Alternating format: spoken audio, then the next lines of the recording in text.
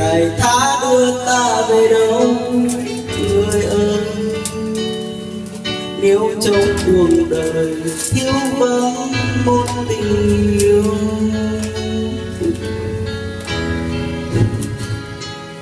từng bên nhàn du tiên hát trời vơi hơi nhẹ.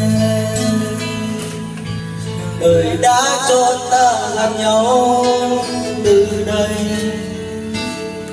trái tim hầu gầy những tháng năm chờ mong. Biết chăng lòng anh đã bao ngày, người ơi xin lắng nghe lời con anh muốn nói.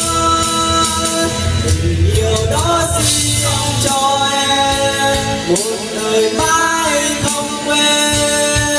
Bài hát tặng em với tình khát khao, đời là dòng ta, đời yêu trong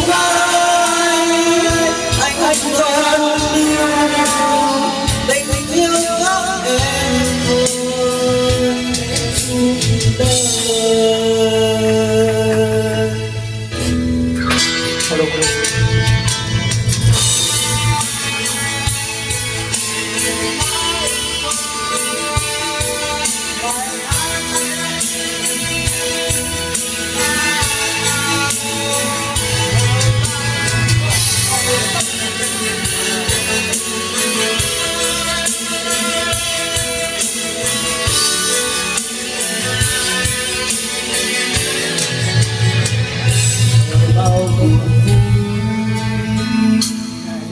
Ngày tháng đưa ta về đâu người ơi. Nếu trong cuộc đời thiếu vắng một tình yêu, nếu trong đời anh thiếu em, đừng đến làm du tiên hát trời vơi ơi em. Đời đã cho ta gần nhau từ đây, trái tim hầu gầy những tháng năm chờ mong. Biết chăng lòng anh đã bao ngày, người ơi xin lắng nghe lời con anh muốn nói. Điều đó xin cho em một đời mãi không quên.